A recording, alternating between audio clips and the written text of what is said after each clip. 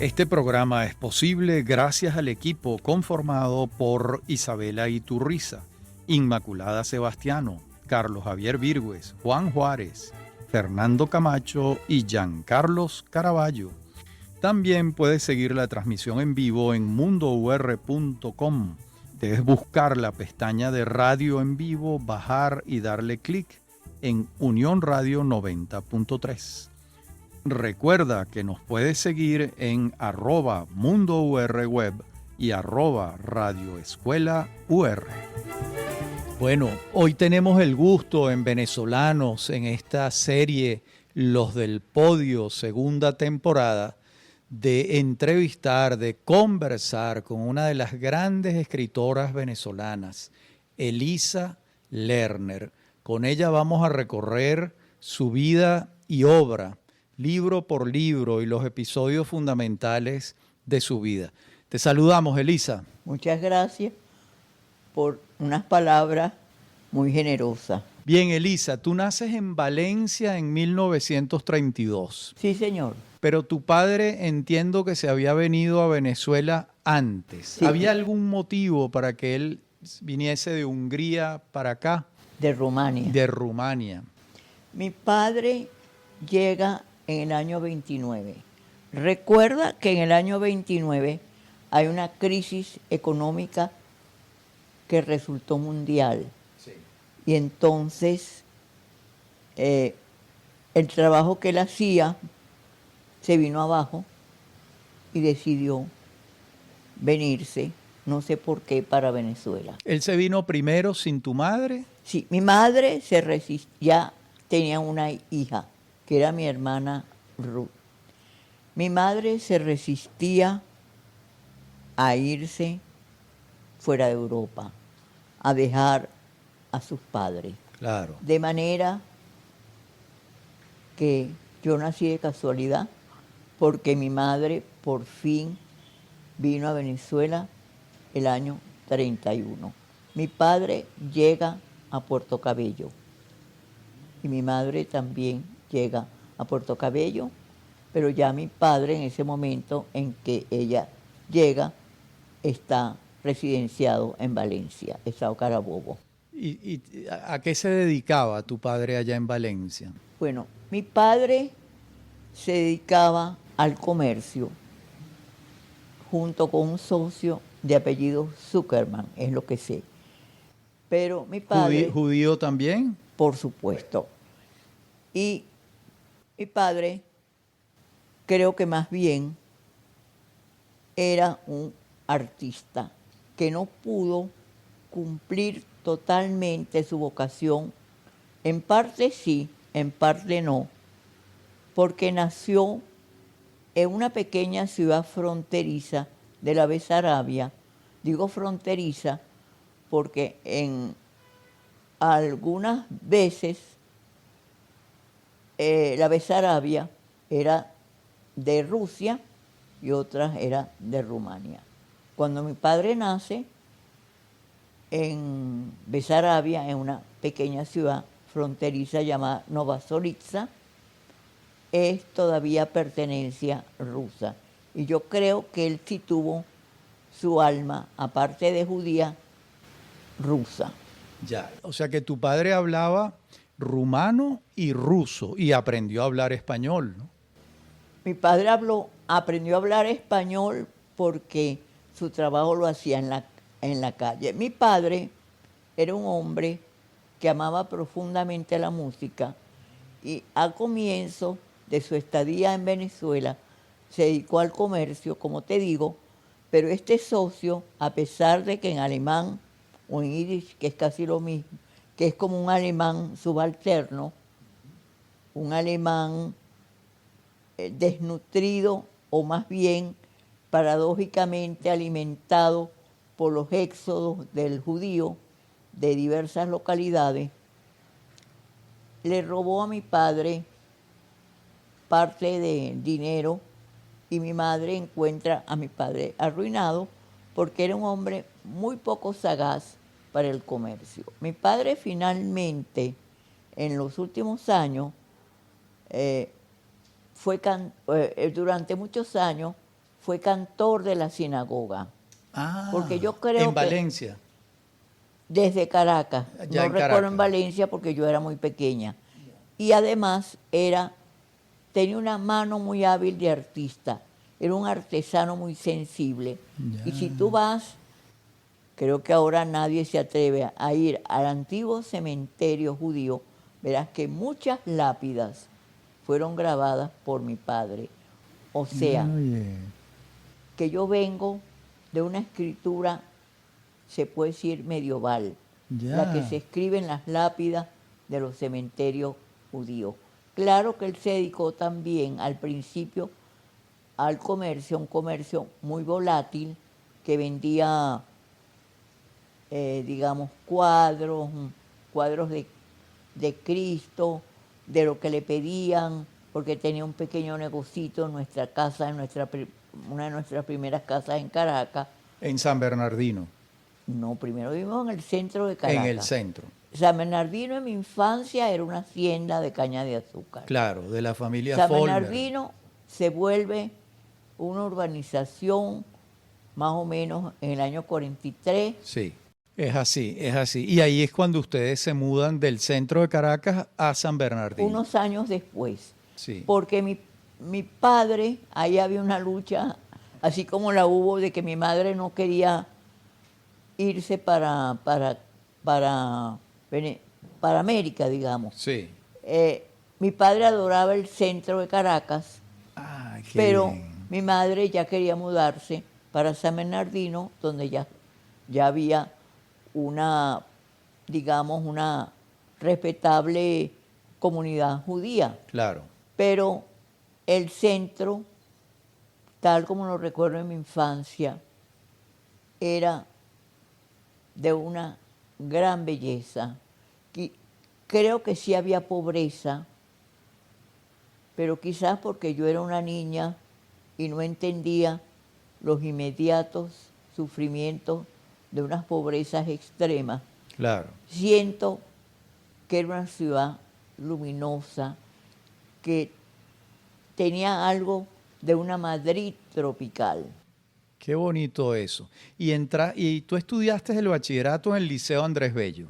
No, yo estudio en el Liceo Fermín Toro los primeros 4 años, porque el Fermín Toro quedaba, cuando yo comienzo, en la esquina del Reducto. Sí. Y yo vivía, eso en el año 45, precisamente como al mes o menos del mes tiene lugar la Revolución de Octubre. Ajá. Y el liceo quedaba en la esquina de Reducto a Municipal. Tú tenías Y yo vivía, 13 años apenas en Sí. ese momento. ajá. Y yo en ese momento, y yo vivía en la manzana siguiente, que era de Miranda a Maderero. Ok. O sea, yo lo que tenía era que atravesar la calle de Glorieta, que era una calle muy sosegada, y a mí me encantaba que una esquina había un afiche de papel donde el cine Olimpia o los cines de cercanos colocaban la película que se iba a dar el lunes popular. Y eso para mí era una delicia y una alegría. Y en el año 1950, cuando ya tú tienes 18 años, te has graduado de bachiller, entras a estudiar Derecho en la Universidad Central de Venezuela.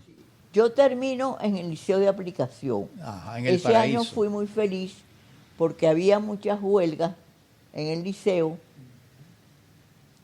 y yo era muy amiga de toda la gente que se destacaba en el liceo porque ellos me consideraban que yo era, parece mentira, muy dinámica para la vida cultural. Y entonces me agasajaban, eran muy amigos míos, pero a mis padres les preocupó que yo entrara en ese mundo caótico de las huelgas estudiantiles y me pasaron al Liceo de Aplicación, donde yo fui profundamente feliz. Y hay recuerdos de esos momentos en mi novela La señorita que amaba por teléfono, que en Claro. parte se desarrolla en el Paraíso, Sí. porque como yo vivo en San Juan, muchos de los paseos también eran a la plaza Madariaga. que ahora se llama Y Madariaga, Páez, ¿no? También. que yo adoraba, Sí. y hablo de ella, y toda la avenida principal del Paraíso, claro. que conocía muy bien, sí. O yo creía que conocía muy bien. Pues seguro que sí. Y cuando ya entras en la Universidad Central, la Facultad de Derecho ya estaba en la ciudad universitaria. Estaba todavía en el centro de Caracas. Sí, yo pertenezco a la última generación que tiene la felicidad Ajá.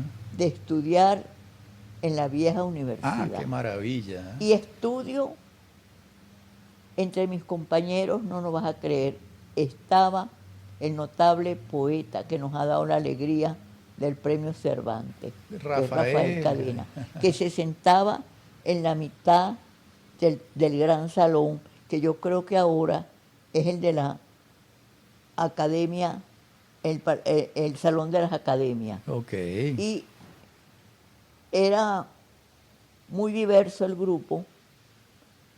En ese momento yo descubro que estoy estudiando con los hijos y los sobrinos de la gente del gomecismo, a las cuales yo no quería, porque yo leía el diario El Nacional desde que tenía 10 años, porque yo le pedí a mis padres que quería leer El Nacional y me complacieron, y El Nacional era un periódico fundado, claro, por el padre de Miguel Otero Silva, pero Antonio Arraiz, Sí.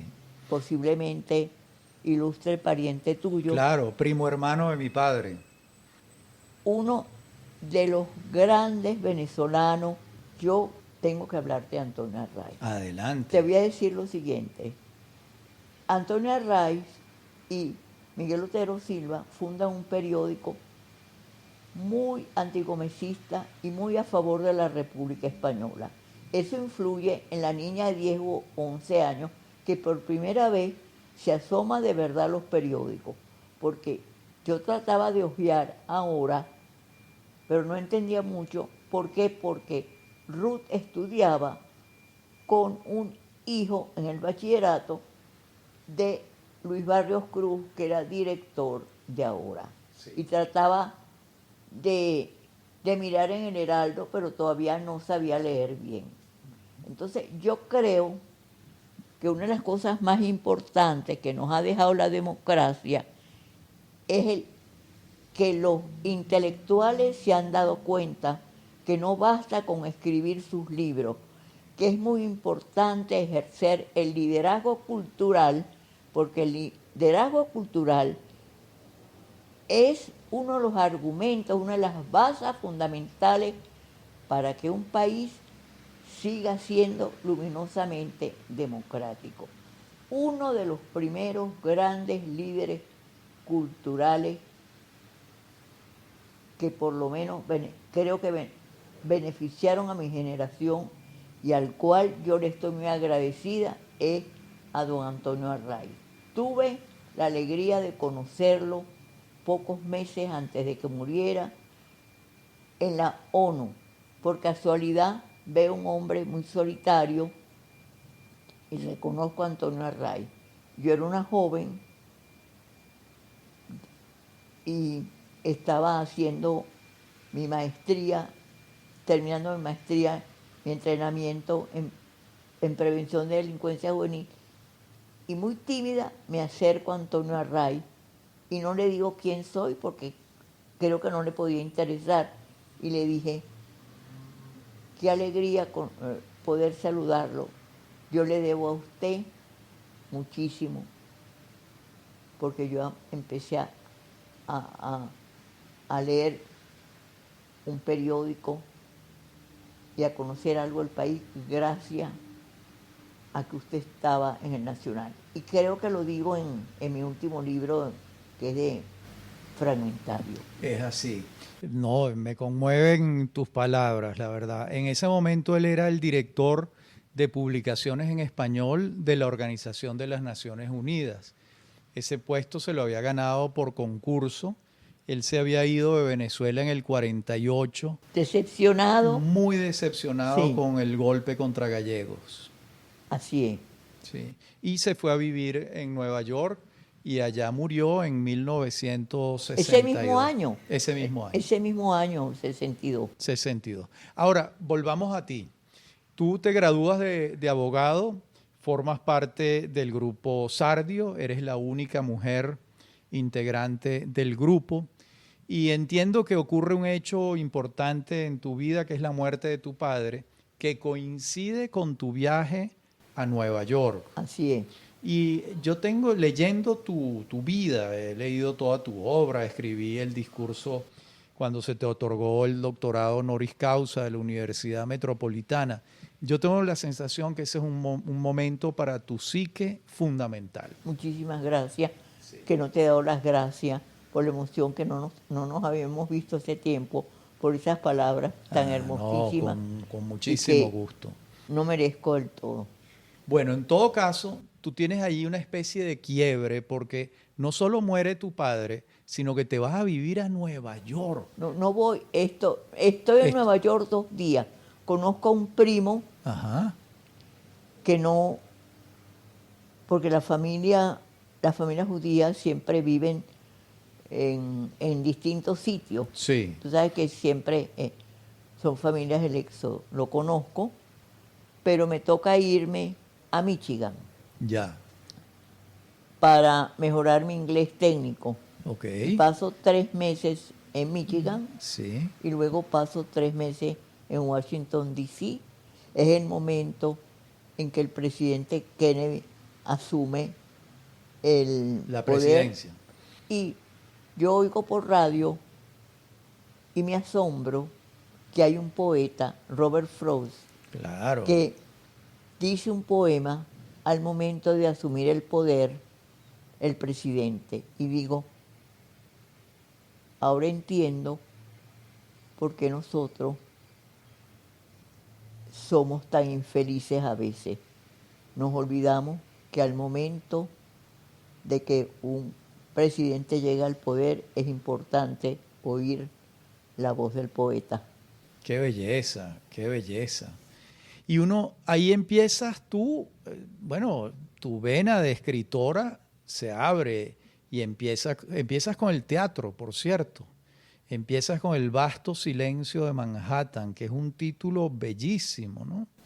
No comienzo sin yo saberlo, te voy a decir, yo tengo una vida secreta y fracasada que es en los años 50. Yo comienzo a escribir a los 16 años. Entre los 16 y los 23 escribo un libro que iba a llamar La ciudad del lucro. De ese libro solo me queda el primer relato. Y no se publicó porque, bueno, eran años difíciles de la dictadura. Pero ahí comencé. Y después comencé a escribir crónicas. Fue una cosa casual y me conmueve mucho un libro de Carson McCullers. Escribo una crónica, no sé cómo, y llega a manos de Adriano y dice, va para el primer número de Sardio. Y escribo después un pequeño monólogo que yo no sabía que era teatro, Ajá. en el momento en que tengo que buscarme un trabajo porque todavía no sé que voy a irme fuera del país. Y se los doy a leer a Salvador Garmendia y a Rodolfo Izaguirre. Yo dice, Elisa, has escrito una pieza de teatro. Pero cuando yo soy consciente que he escrito una pieza de teatro, es efectivamente en el vasto silencio de Manhattan. De Manhattan, claro. Que le sigue en el mundo del teatro tu gran éxito teatral, que es Vida con Mamá. Una obra de la que yo he hablado muchas veces con mi gran amigo Antonio Costante, que fue el primer director de esa obra. Maravilloso director. Maravilloso director. Y él valora muchísimo esa pieza que creo recordar que es de 1974 probablemente. o Sí. 76. La escribí en el 74 Y la y hizo. Se montó en el 75, en mayo del 75, en el Teatro Alberto de Paz y Mateo. en el Juan Azujo y después en el Enfrente. Alberto de Paz. Enfrente, exacto, en la sala enfrente. Y fue uno de los grandes éxitos teatrales en Venezuela, Vida con Mamá. Y yo creo que se ha montado en otras oportunidades, ¿no? Sí. Sí. Y luego, pues, abandonaste el teatro, consideraste que ya era suficiente, creo que escribiste un monólogo posterior y te dedicaste a la crónica y el ensayo. Y hay que decir algo en relación con tu trabajo de ensayista y cronista.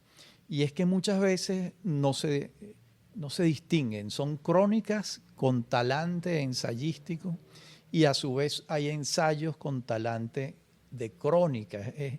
Haces un híbrido extraordinario, todos signados por la amenidad. No hay manera de aburrirse leyendo las crónicas o los ensayos de Elisa Lerner. Al menos eso pensaba también José Balsa, que es el prologuista de Yo amo a Columbo o La pasión dispersa, un libro maravilloso. Yo sé que te estoy abrumando un poco de elogios, pero es que de verdad lo siento así. Son unas crónicas y unos ensayos muy sabrosos de leer. Además, uno nota en ese momento que te has sumergido en la cultura popular norteamericana. Yo creo que lo que sucede es que yo desde niña adoraba el cine por una simple razón. Nosotros éramos una familia muy breve y mi madre entendió que ella tenía que buscarme una familia vicaria y esa familia vicaria fue el cine. Además, Hollywood fue como un primer ensayo muy glamoroso de lo que sería después el Estado de Israel, porque quienes hacen Hollywood, una serie de gente como los Goldwyn Mayer, como Claro, los Selznick, claro. gente del mundo judío, Sí. y entonces yo no entendía mucho y mi madre me decía, por ejemplo, mira, este es Paul Mooney, esta es Luisa Reiner, esta es Mirna Loy, son judíos como nosotros. Me daba a entender que nuestra familia era breve, pero no tan breve que en el mundo Había muchos. teníamos parientes, tenemos gente próxima de grandes vocaciones bellas que hacían feliz a la gente.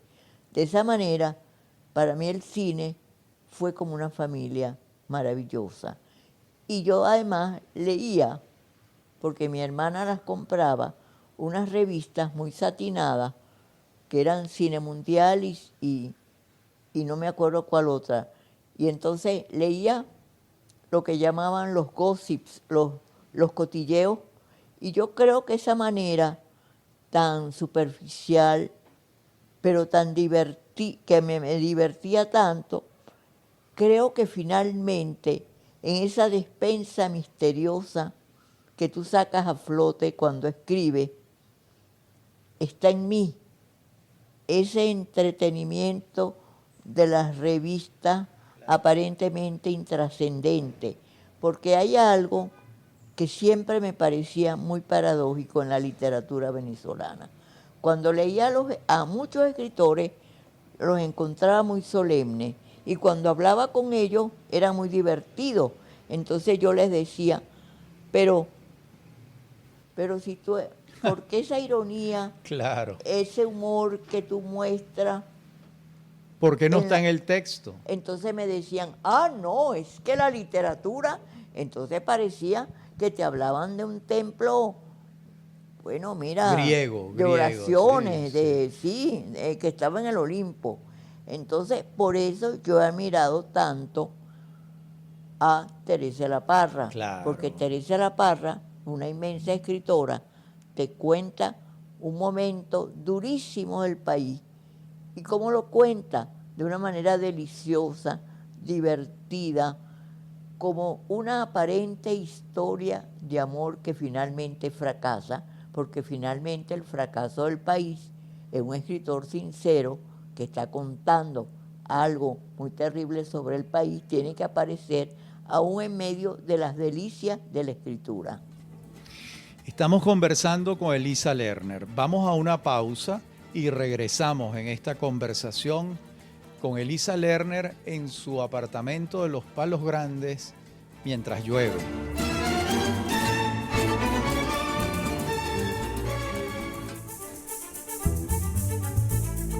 Seguimos nuestra conversación con Elisa Lerner. Elisa, ¿y esa casa en la que tú creces entre Valencia, el centro de Caracas y San Bernardino, en qué lengua hablaban? ¿Cómo fue que tú llegaste a dominar el español de esta manera como lo dominas? Bueno, ojalá que lo domine, porque yo creo que al escritor o al que pretende serlo, le pasa lo mismo que al cazador, que la liebre del idioma siempre se le escapa en el momento que cree que tiene el ojo certero. Ya.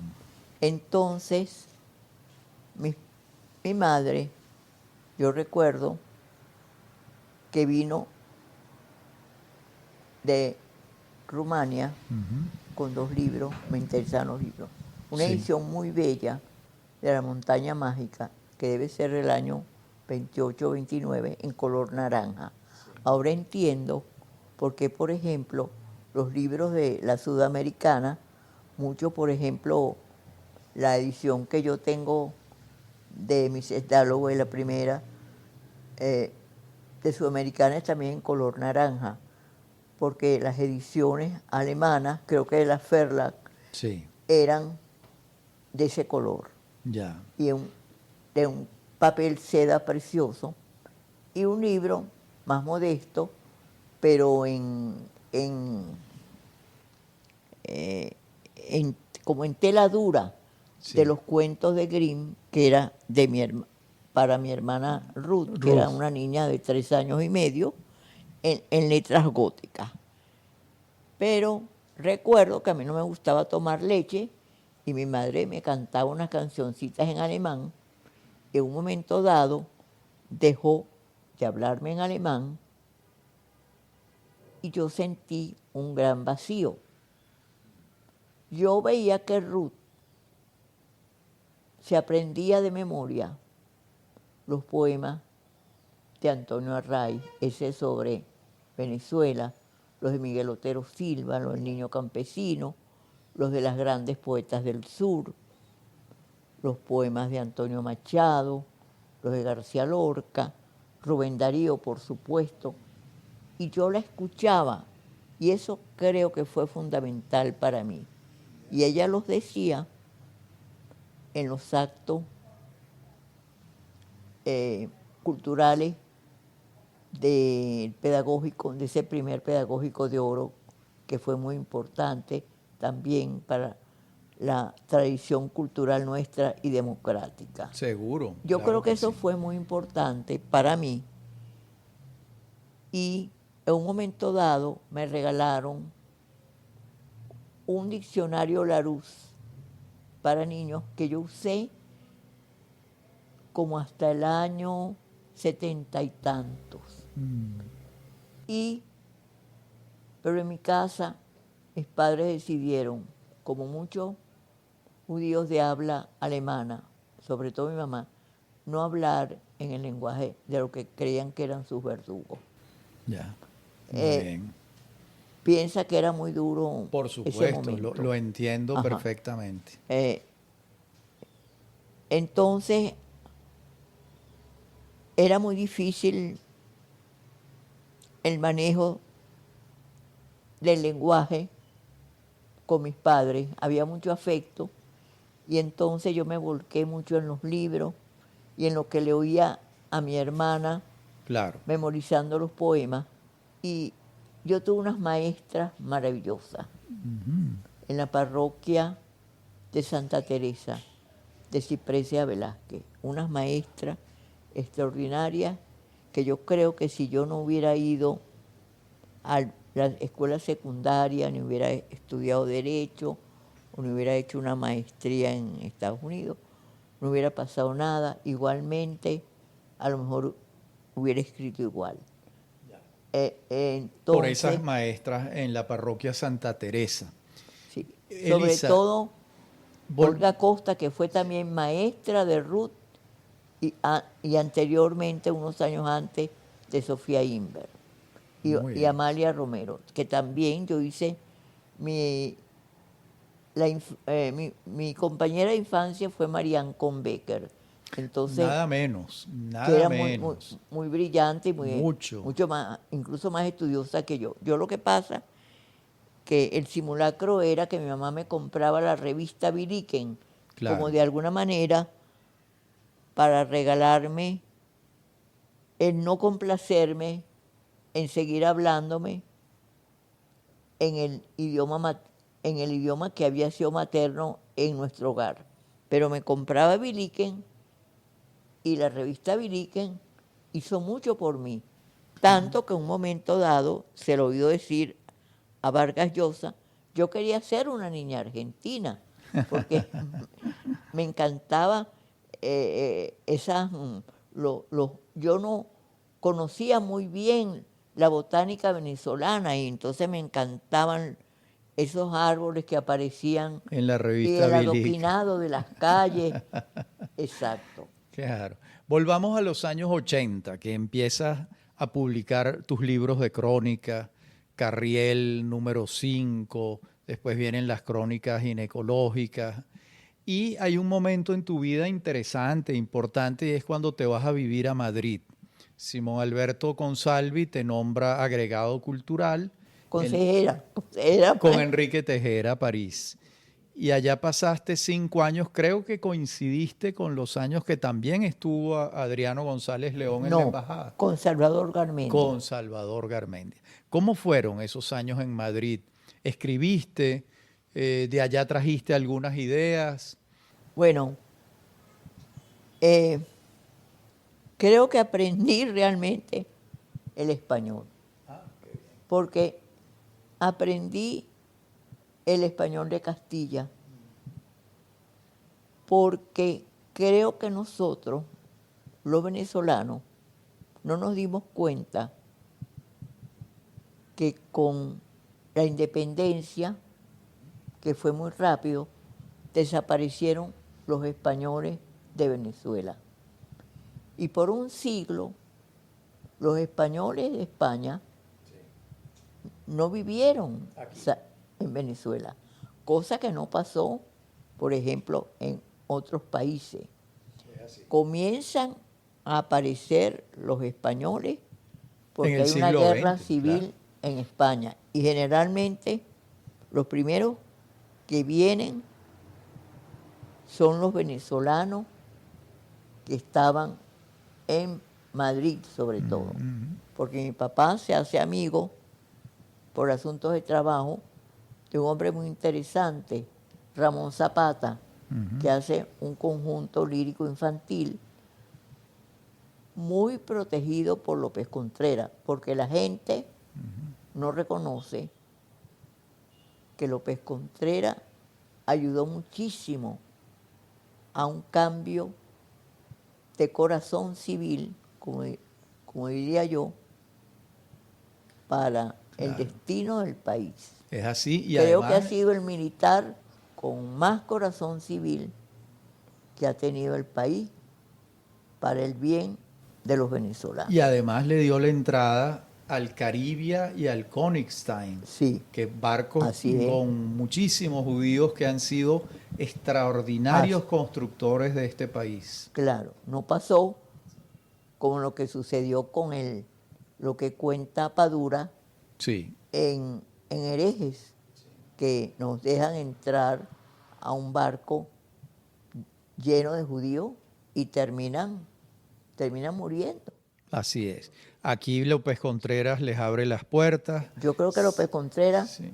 que cuando él iba, me imagino que él iba el 5 de julio al Congreso, pasaba por nuestra calle, me imagino que un Cadillac, una de esas carrozas Sí. negras, y mi mamá y yo estábamos en lo que llamaban el portón, y había una cosa como si detuviera un poco el coche para solar a mi mamá. Yo Bueno. me decía, ¿por qué será eso? Claro, porque veía en ella una europea que se estaba incorporando, ella y su familia, al país. Y fíjate que nunca lo recuerdo con el kepis que él había usado, sino que me da la impresión que era como un académico de la lengua o de académico de la historia que estuviera saludando a los venezolanos. Qué bonita A su imagen, paso. muy bonita imagen, Elisa. En los minutos que nos quedan, hay otro momento muy importante en tu vida y es cuando decides recoger o publicar relatos y después novelas, que era algo que quienes tenemos muchos años leyéndote no esperábamos y fue una extraordinaria sorpresa. Cuéntanos, eso cómo lo de los relatos yo lo veo como una continuación en alguna medida de la escritura de las crónicas, pero la novela ya es otro tema. ¿Cómo surgió eso? Yo te voy a decir, yo había escrito una primera novela, pero se desarrollaba en Nueva York. Y todos los personajes eran neoyorquinos y había un japonés. Ajá. Y conozco en los inicios de Monte Ávila a Rodríguez Monegal, Claro. no recuerdo si por Consalvi alguien le dice, esta es Elisa Lerner. Él, no sé por qué, tuve la suerte, se interesó en mí, le dijeron, ella es escritora, y me dijo, quiero leer algo Suyo. suyo. Entonces yo le leí, me acuerdo que en el Frisco, que es un lugar muy grato, Claro. que se lo llevó el metro, le leí unas páginas de un libro que yo había titulado Un domicilio antes del viaje. Él quiso hacerme un gran regalo y habló belleza del libro. Recuerda que era un inmenso crítico. Y eso fue malísimo para mí, porque varias personas quisieron que yo les leyera parte del libro. Cuando les leo, algunos se callan, otro me dice, me gustaría escribir esas bellezas, pero me dan a entender que no está el país Para y eso. que ya yo he escrito una pieza que es en Manhattan.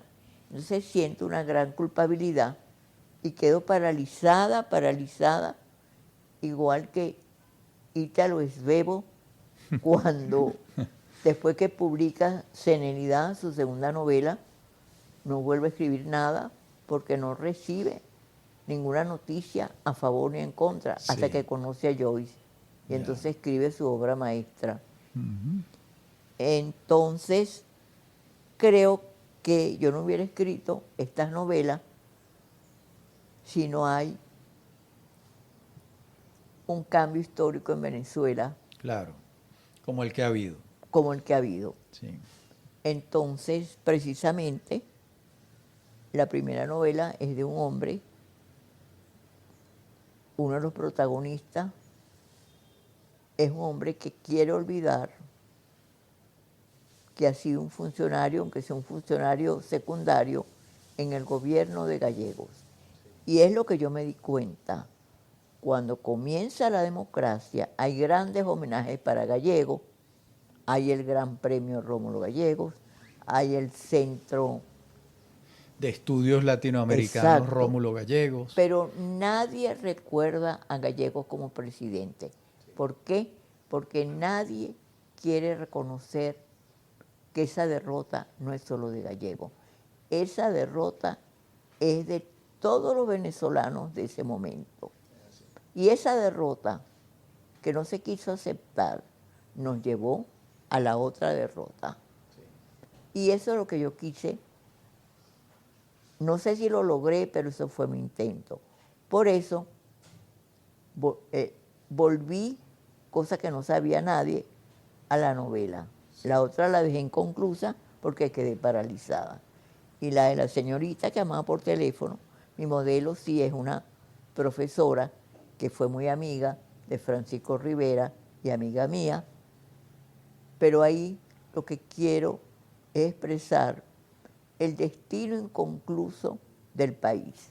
Sí. Creo que ha habido poca, fuera de algunos, siempre hay excepciones muy generosas, como la tuya, muy especiales, muy peculiares, pero siento que ha habido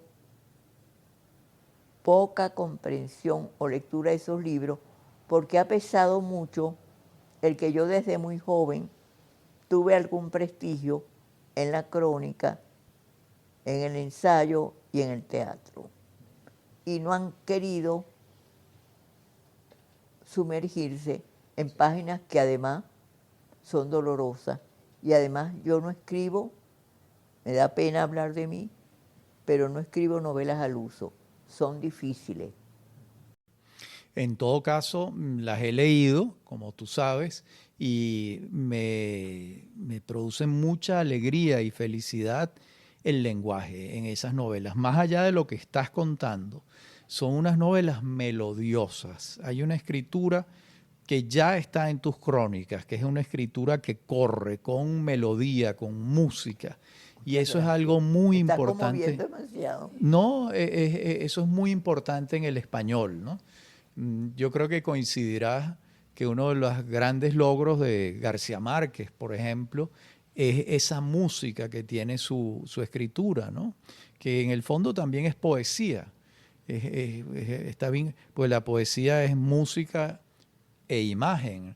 Y eso yo lo encuentro en tu obra novelística y en las crónicas también. Pero no te quiero abrumar en consideraciones sobre tu obra. Nos quedan unos pocos minutos. Cuéntanos de tus autores. ¿Cuáles son tus autores? ¿Quiénes te han acompañado como autores a lo largo de tu vida?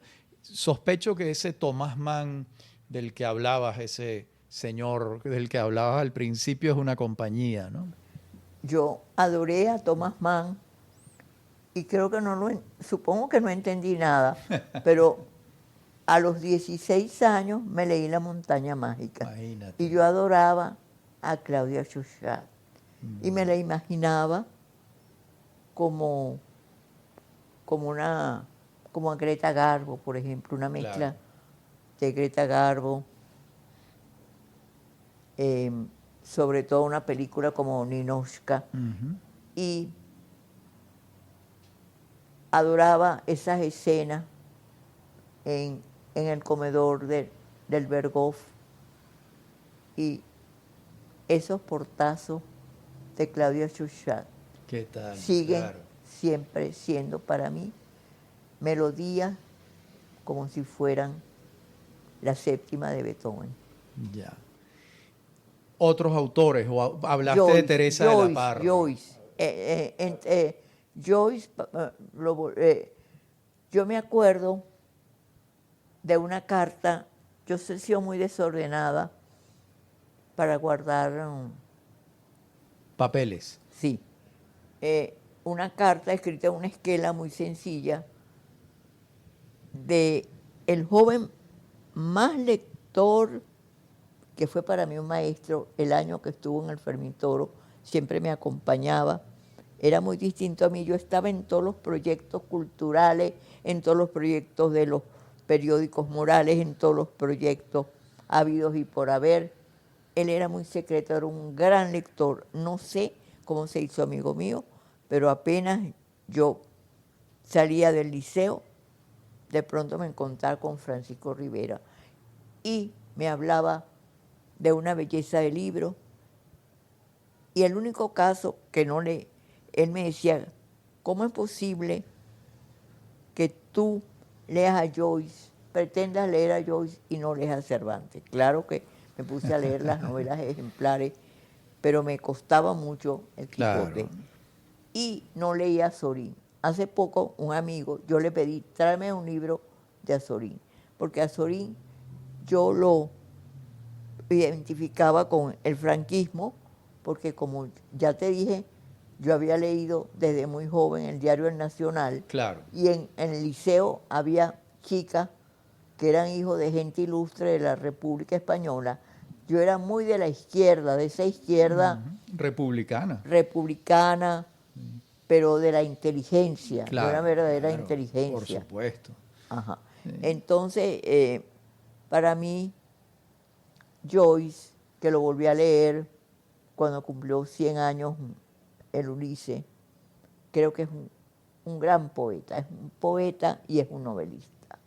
Yo pienso que no va, que la trama verdaderamente es la invención, la sorpresa de la frase.